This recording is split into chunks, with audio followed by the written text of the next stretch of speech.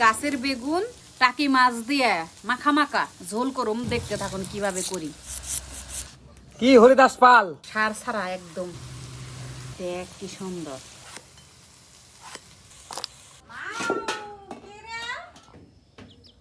পুঁটি মাছ, টাকি মাছ, খোলসা মাছ, মিঠাই না মাছ। মাছ ধুইবে আনছি, আমার পাও দে আড্ডা মাইরা ওই যে মাছ লয়ে গেছে। ডিমের স্যুপ বানাই দিচ্ছি, খাইবো না, মাছই খাইব। আমি নে তোর স্যুপ খাই হালাইলো। এই এই এই দেখ এই দেখ, এই তোর স্যুপ খাইলো, তুই খাস না কে? তোর মাছ দিলিস আমি মাছই সাইড দে আমাকে। কি করো, এই যে কড়াইতে দিয়ে দিলাম, পেঁয়াজটা দিয়ে দিলাম, কাঁচামরিচ পরে দিব। কাঁচামরিচ যদি এখন দেন, কাঁচামরিচ ভাজা হয়ে গেলে কাঁচামরিচের স্বাদ থাকে না। আদা রসুন বাটা দিয়ে দিলাম, মরিচের গুঁড়া, ধইনের গুঁড়া দিয়ে দিলাম, হলুদের গুঁড়া দিয়ে দিলাম।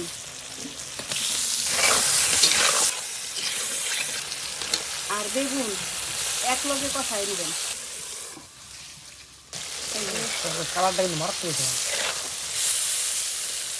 আস্তে আস্তে মাছ দিয়ে কষাই নিবেন। আর বেগুন সিদ্ধ হইতে বেশি সময় লাগে না, মাছও সিদ্ধ হইতে সময় লাগে না। যদি কারো দরকার হয় একটু পানি দিবেন। মূলাটা কার্টুনের মতো লাগতেছে, কার্টুন। এই কার্টুন, এই জামগাড়াটা কার্টুন।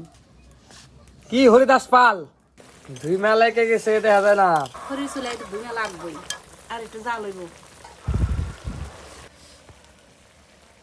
বিভিন্ন ধরনের মাছ দিয়ে এভাবে রান্না করে শীতের মধ্যে খাবেন। আমার রান্নাটা যদি ভালো লাগে লাইক করবেন, কমেন্ট করবেন, শেয়ার করবেন, আমার পাশে থাকবেন। আমিও সবার পাশে থাকবো। আল্লাহ হাফেজ।